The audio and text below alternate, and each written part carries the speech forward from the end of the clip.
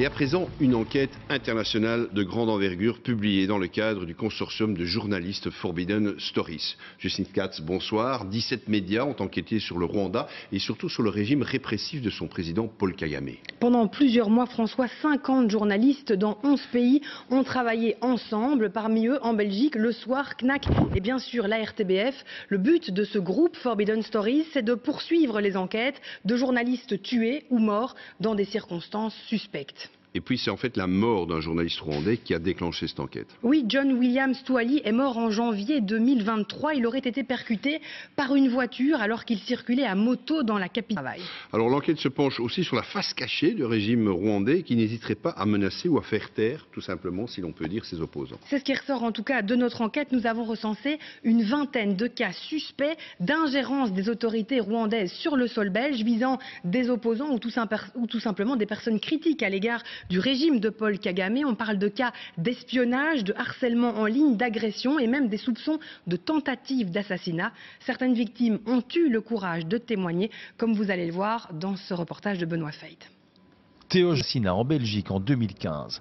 C'est un de ses contacts qui l'aurait prévenu. One of them told me that the people in Kigali have contacted one of our supporters essentially to figure out how they could do harm to me, how they could be involved in getting them information and ultimately use it to be able to assassinate me. Les opposants rwandais ne sont pas les seuls à subir les foudres de Kigali. Même les journalistes internationaux, la journaliste canadienne Judy Rever, a ainsi été un tiers dans un restaurant célèbre à Ixelles. There were phone calls, so under this blizzard of attacks in which I was being accused of being a racist and a genocide denier, they cancelled the whole event. Ils ont contacté les responsables de l'ambassade du Rwanda en Belgique à ce sujet, mais ils n'ont pas répondu à nos demandes d'interview.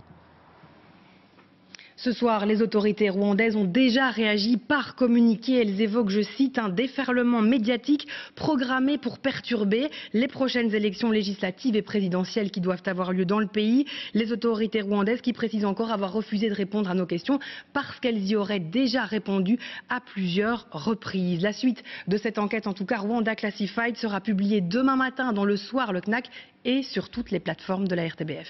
Merci Justine. Et bien sûr aussi demain soir dans le magazine Investigation que vous présentez, c'est à 20h15 sur la Une.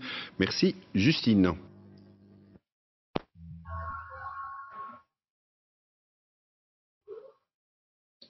Mbote bandeko balandi ya chaîne na biso Victoria HD elo toza na thème na biso moko ezaki Rwanda assassin sans frontières, la chute du tyran.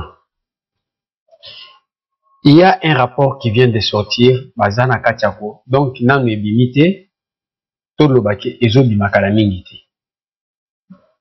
sur l'exaction ya ba opposants rwandais par le régime de Paul Kagame na ba journaliste na ba nyonso oyo azoboma la fin du dictateur.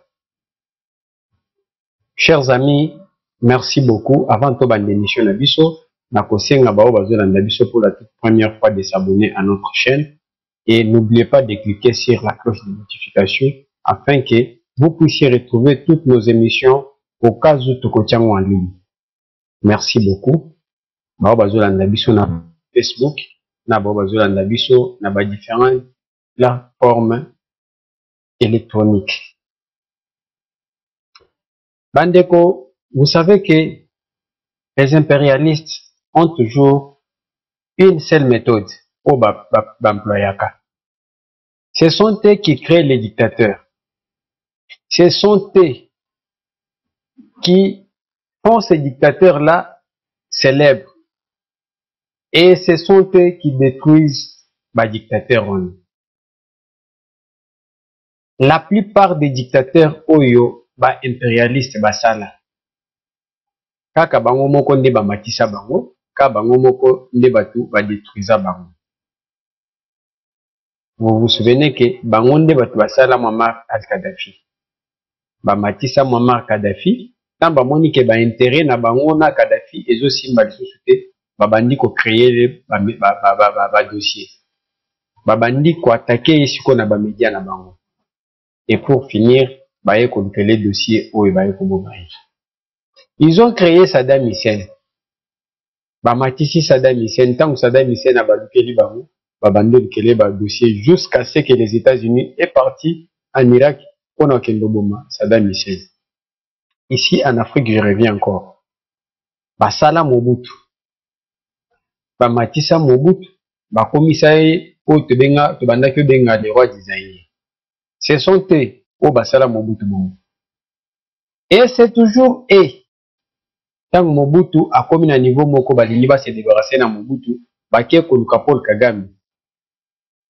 Paul Kagame à son tour a créé Afdel a créé Afdel au babenga un conglomérat d'aventuriers. Si bakoti baye bazu pouvoir ba se débarrasser na Mobutu. Et en se débarrassant de Mobutu, babengi Mobutu akende pa na bango. Mobutu comprenant que non, bangonde batu baterayisa qui Mobutu avait préféré partir au Maroc. Si akeko kufa na Maroc, va se retrouver yemoko na Maroc. Si akufa ti lele bembe na ezo tenaye eza na Maroc. Chers amis, l'histoire ne s'est pas limitée par là. Tokobeta masole bile même yaba Robert Mugabe, c'est toujours comme ça. Aujourd'hui, impérialistes, les Occidentaux et les Américains veulent se débarrasser de Paul Kagame, comme je vous avais expliqué dans l'émission précédente. Que bazu siko centre ya intérêt na bango balimba pesa sikoyo William Ruto akoma chef ya masolo. Alors qu'est-ce qu'ils sont en train de faire? Balingi ba se débarrasser sikoyo na Paul Kagame. Non momoni batande ne tapis rouge na Maison Blanche bayani lokola roi yembata nyama makanda relation. Bayani lokola roi na Maison Blanche. Donc ils veulent déplacer leurs intérêts. Et pourquoi en ce moment ici? Pour bamoni que intérêt na bango na Rwanda ezo simbate. Aujourd'hui, avec la diplomatie du président Félix Tshisekedi, bazo kende na kosalir bango. Le monde se réveille partout. Mokili mobimba bazo yebake minéré oya Congo ezo bomisa ba Congolais, eza minéré oyo ba européen na ba américain bazo kufela. Donc c'est que bazo zo minéré na moyibi via le Rwanda po ba kende kosalela ngo, notamment coltan, cassiterite et d'autres minéraux. Et surtout tant ba ekofunda Apple la justice, monde mobimba et comprendre que non, même toute l'Afrique s'est réveillée, va comprendre que les Européens et les Occidentaux, minéraux au bazo utilisés, et un minéraux décent. Qu'est-ce qu'il faut faire pour laver leur image? Il faut se débarrasser de la personne où ils ont payé minéraux, notamment c'est Paul Kagame. Raison pour laquelle, babandi kosala, nini oyo. Il y a beaucoup de publications. Oyo ya ba chaîne na bango lelo journée mobile. Concernant likambo oyo ya Paul Kagame. Pourquoi baye ko se réveiller tardivement? Paul Kagame n'a pas commencé à tuer aujourd'hui. Pona nini basala enquête? Pona nini ba inquiété sur mort ya ba journaliste na ba politicien au Paul Kagame aboma? C'est parce que ils avaient des intérêts. Paul Kagame les servait. Paul Kagame prenait librement les minéraux en République démocratique du Congo. Et bandaki kobima ils ont servi ba industrie na bango. Pour le moment, avec côté les mayaba congolais, o ba telemi ke minéraux na biso ebimate, ba wazalendo bazo bundisa batu na ye, il a tenté l'aventure en revenant avec les M23, tout en croyant que minéraux kobima. Avec l'entrée de Félix Tshisekedi, minéraux et comment qui kobima na pasi. Tant on que non minéraux kobima na pasi, il a tenté la même aventure pour na kozonga lisusu na Congo na guerre. Tant on kozonga na guerre, akanisaki que Félix Tshisekedi est comme Kabila, à réfléchir yepe à kozwa Goma, à kozwa parti munene ya est ya Congo. Et quand il va prendre la grande partie, Tshisekedi à réfléchir, à kosenga dialogue. Et quand on va dialoguer, à kokota na mixage na brassage, à cause de sous baronde msusu à côté de armée. Tango monike bitumba ekei et simbite et tous les Congolais. Bravo aux Congolais. Boza makasi. Les Congolais sont restés unis. Balobi ke biso tokoki kolinga Rwanda te, toko M23, c'est un mouvement rwandais. Amoni ke simbite. Ils ont changé de formule. Balokoti quelques Congolais, notamment Corneille Nanga pour batia il bousso aventure. Pour ba Congolais accepter. Il est parti avec les autres commandants Tchalou. Pour balobi ke non baloba ke ba Congolais le ko bazana kati. Ba Congolais mouvement économique ba Congolais. Ba Congolais ba rejeter ba Rwanda. Mais pour minerai bima et simbité. Et les blancs ont compris que Paul Kagame n'est pas fort. Avec cette allure, ceux qui Félix Tshisekedi Azubunagana a attaqué Paul Kagame. Et ceux qui attaquaient Paul Kagame, bango, le monde dit que non, Paul Kagame n'est pas fort. Aza soutenu par les Occidentaux et les Américains, Nebilo Kwabundakanango, et ceux qui Tshisekedi avaient créé, le non, Européens, Bakokite en Afrique, Bakokite Tshisekedi, c'est l'homme fort. Raison pour laquelle il faut se débarrasser de Paul Kagame. Yangonde babandi ba chantage médiatique. Babandi kosala ba public, babandi komisa ba vérité. Pourquoi la vérité est jobilo? C'est parce que Félix Tshisekedi atamboli mokili mobimba, atalisi dans des conférences, partout où il passait, il parlait de Paul Kagame comme un voleur, comme un tueur, comme un criminel. Nous avons enregistré les 12 millions de morts. Ce ne sont pas des 12 millions tués par les Congolais, mais plutôt par les Rwandais. À sa tête, Paul Kagame.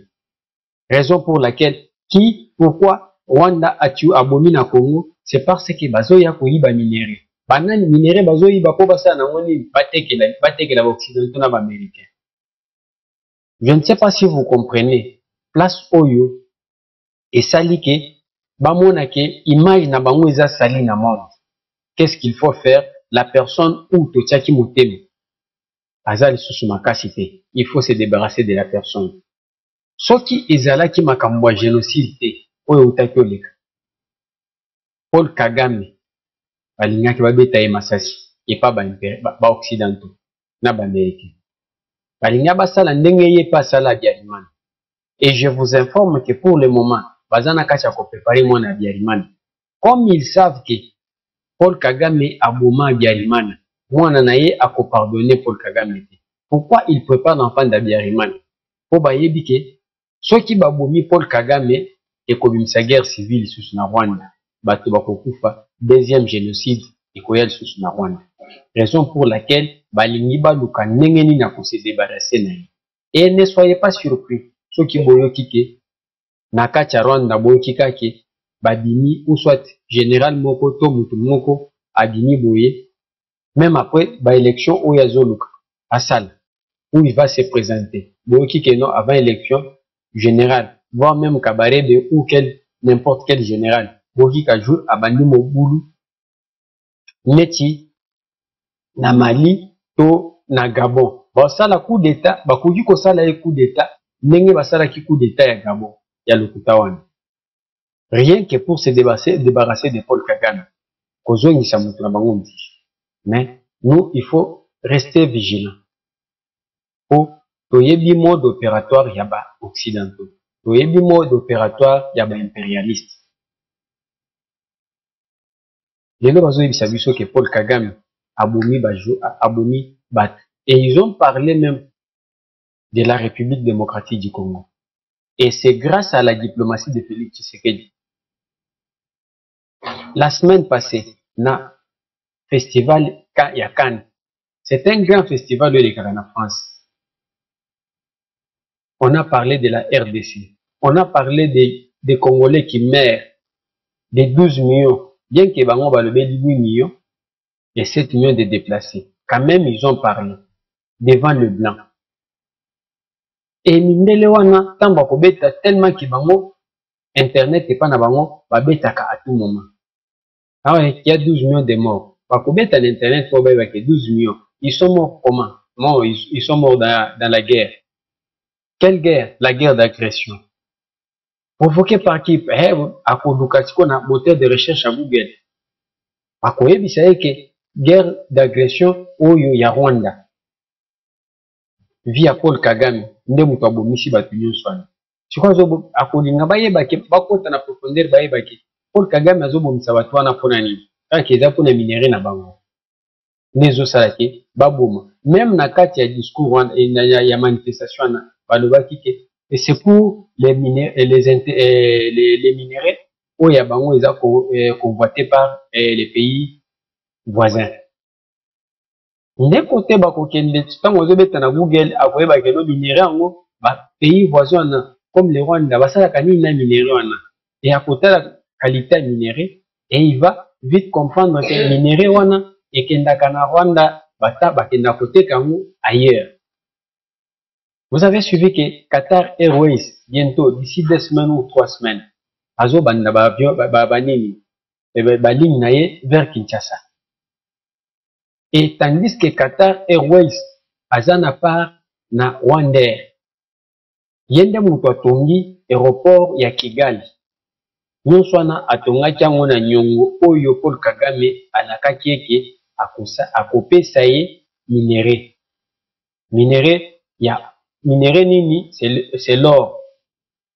Or oyo ezouta na Bukavu na Goma. Kota na nord na sud Kivu. Kota nord na sud Kivu. Or eza kuna nde or na biso oyo Paul Kagame akendaki koyebisa ba Qatarien ke akopesa bango batongela aéroport. Nyongo wana nano azongisa ngo te. Bapesa ye na bavion oyo ya Rwandair oyo ekoma kombo ya Rwandair. Eza bavion ya Qatar Airways. Sikolelo po arembourser nyongo wana azokuka te. Qatar alie kotala pe amoni pe koto oyo e na kati ya Congo baye kosala Primera Gold bazozwa or na bango na voie normale ezokende kote na bango. Atali koto ye pe afandi te atikali baye basali port en eau profonde et il gagne de l'argent pour wana soki esili bakobanda kokotisa des millions et des millions de dollars sans effusion de sang, sans effusion de sang des Congolais. Atu nyonso wana bamoni keno balongwa na baventure o Paul Kagame amema bango. Baya na voie normale pour na exploiter richesse na Congo. Alors, les Européens ont compris et surtout avec le dernier entretien au président de la République Félix Tshisekedi accordaki na média na bango LCI. Pour ayebisaki bango ba vérité en face. Non soit et déranger bango. Mundela lingaka biloko basali réputation na été. Raison pour laquelle vous voyez que non, ils veulent se débarrasser de Paul Kagame. Vous avez suivi dans cette vidéo, on a occupé la Guino. Balobi ke ba meki ko tenter ko rejoindre bango. Bazali loko ba ko joindre ba ko répondre. Ba ko répondre. Réponse na bango pour finir au koyoka keno batwana bazolinga génocide ya na Rwanda. Côté tokokende po ezana deux mots oyo régime ya Paul Kagame balinga makasi lokola génocide na un tribal. Miloko mibalana balinga ngo makasi. Un contre les Tutsis. Alors, et peut-être, les autres comme on a biso ba Congolais, comme on a qui, baza na place, baye na Brazzaville. Alingi basala bacha ba soda po ba Paul Kagame a peur. D'après nos sources, mabele hectare wa somi na Brazzaville, c'est pour atonga banda oyo bande kona ba tutsi na ba oya sala na bango mabe baya ko s'installer. soki e répercuté lelo baya kofanda bato na ye bafanda baya kofanda place wana eza kutu ke eza po attaquer Congo. Eske soki toke na logique Paul Kagame akosomba mabele na Congo Brazza ake kosomba mabele na Centrafrique nyonso na po attaquer ka Congo na armée nini oyo yazana armée à 30 000 personnes et ces pays là ceux qui bitumbe bandi soyons clairs attaquer Congo à partir de Congo Brazza na bitumba tango ekobundama. Il y a des prisonniers politiques bako kanga moko to mibale ceux qui bakangi bango et tango ko attaquer avant ko tuba kanga bango ceux qui bitumbe ebandi keno ebandi. Ce n'est pas le Rwanda qui sera visé. Pour ceux qui bitumbe bandi keno ba Rwandais bazo attaquer à partir de Congo Brazza.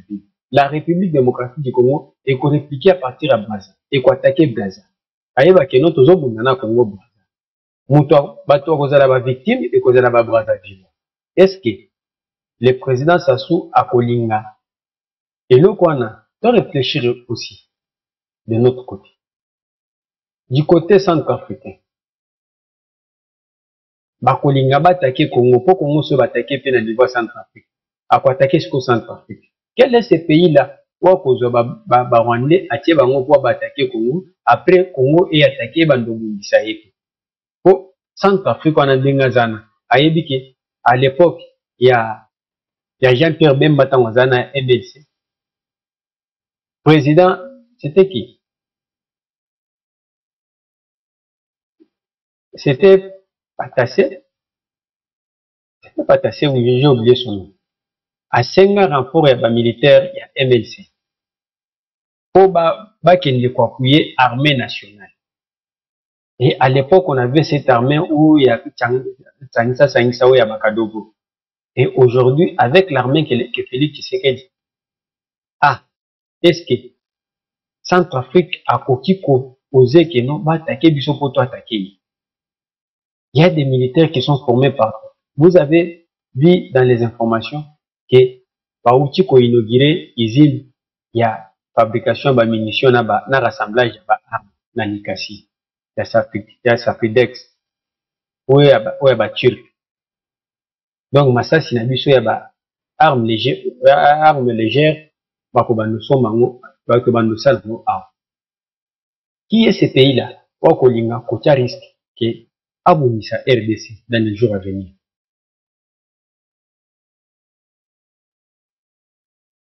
Paul Kagame cherche là où il peut se réfugier. Wakocha batunaye, en cas où ce qui est répercuté. Nous avons na zo somba ba terrain na yewana. C'est pas que Azo Somba pour attaquer Congo. A qui kosa la bêtise naïe. Pour ceux qui attaquent Congo, ceux qui bakangi, soda naïe comme des prisonniers politiques. Que non bakangi Rwandais, attaquer à partir à Brazzaville. Relation ya Congo ya deux Congo. Et Kobeba. Est-ce que le président Sassou va accepter ça? Ceux qui bakangi même au niveau de Centrafrique. Moi, je ne pense pas. C'est mon point de vue. Alors, les impérialistes ont vu que Paul Kagame est déjà à la fin. Mission Bapesa qui est Ezalaki Keso qui a dû partir à Est, Abanakopé Sabango minéré. Comme je l'ai dit dans cette émission. Mais minéré en haut, Abamonique, Ezo Simbate. Minéré en haut, Poapé Sabango, Ezo Monanate. Namoni ke non aza fouti. Balimba se débarrasser na ye. Balimba se débarrasser na ye. Yango no moni ba rapport au ebandobino. C'est partout. C'est 17 médias. Et la plupart de ces médias-là sont des médias français. Oh bapé basali rapport au. Et la France oyo ebandaki kocha Paul Kagame liboso. Et ba médias oyo eza même na kati ya ba médias oyo eza médias France monde. Où ils ont regroupé ba Jeune Afrique, bazana kati ba RFI, TV5, ils ont les France Info de Bazana Katwana. Ba médias na bangwana. Et ces médias, na katia ba emetaka na français, na anglais, na minoko ebele. Et tant ba ozwani noyo, ba tiango na minoko na bangwana. Donc c'est toute la planète Kagame est un sanguinaire. Raison pour laquelle vous le voyez aujourd'hui, ces derniers temps, même pour se déplacer, se déplacer, se déplacer. Pourquoi pour imaginer et si beba à l'extérieur. Imaginez si beba.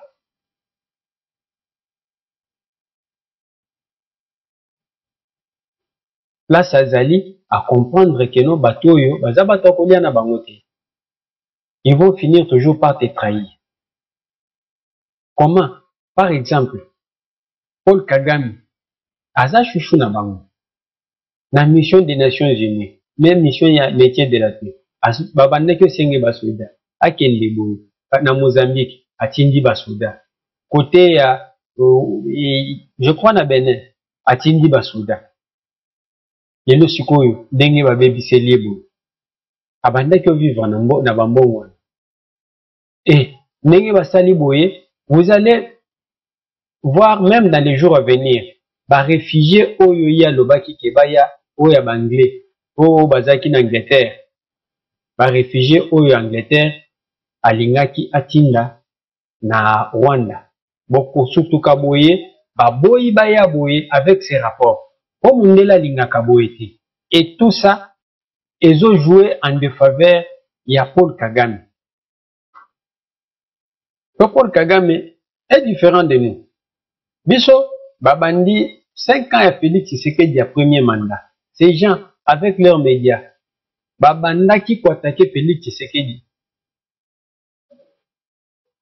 Et le ça qui Félix Tshisekedi à l'interne, a Kouti Sikoyo, équipe à communication, et l'ENDA.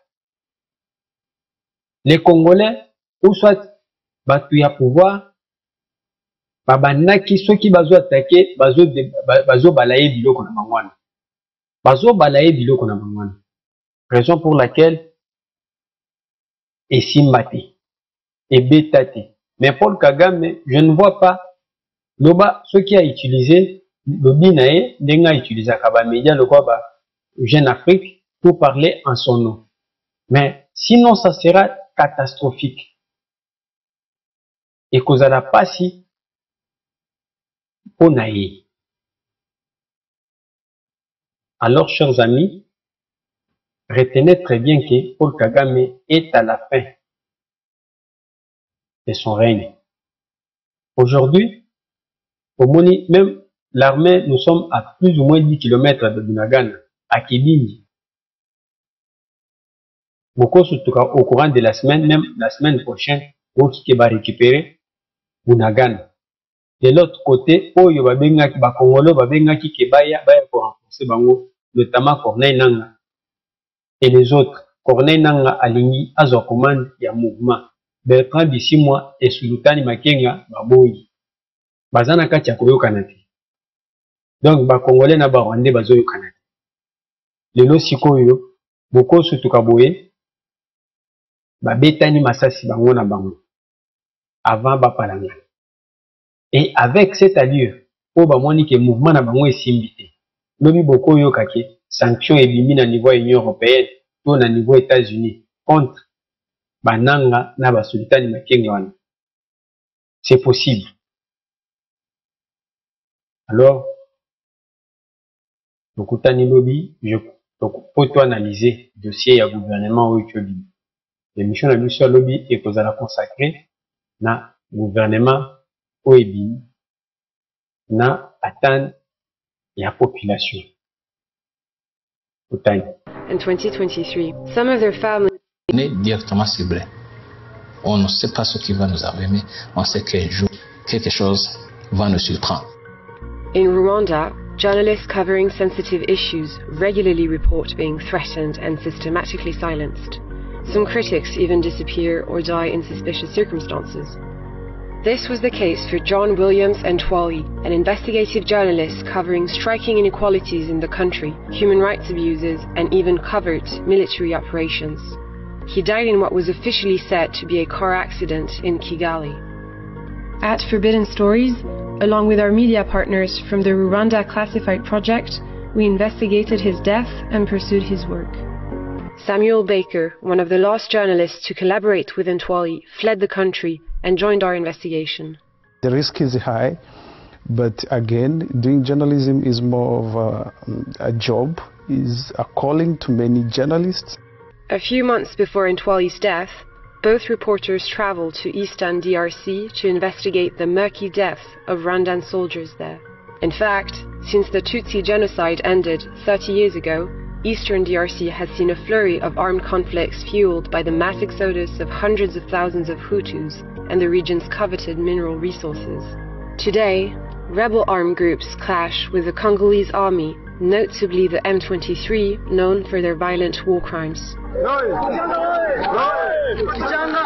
Officially, Rwanda denies involvement in the conflict, yet several UN reports have confirmed the presence of several thousand Rwandan soldiers there. They are either deployed directly under the Rwandan army, the RDF, or have joined the M23 troops. Local researchers who infiltrated the rebel group provided us with videos of Rwandans fighting alongside M23.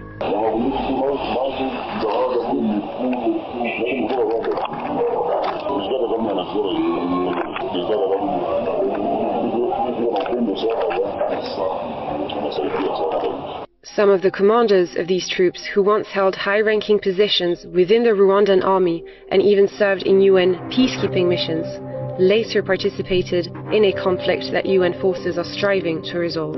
For former members of Kagame's administration who are now in exile, the reason for their presence in the DRC is clear. He's obsessed with controlling the Kivu, the Eastern DRC, for reasons we all know, the minerals, the money. You've been to Kigali recently.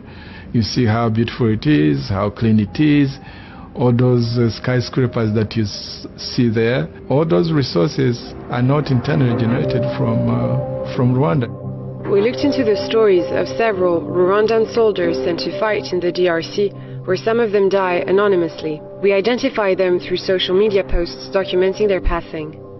We were able to determine that the majority of the 13 soldiers identified lost their lives in the DRC between 2022 and 2023. Some of their families were merely told they died in service and were instructed not to discuss the matter publicly. Speaking out, this is what they will call being an enemy of the state, which is totally wrong. And people want to normalize this. No, not me. And I think we need to stand up and understand our rights and defend them. Humanitarian organizations estimate that there are about 1 million displaced people in North Kivu.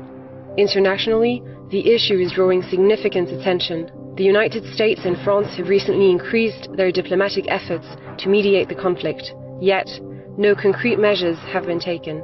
The European countries, they say, the Eastern Congo is a problem, and we understand that. But Northern Mozambique is really positive what they're doing in providing support, especially from the French side, support to Total and their business interests there. So we have to take that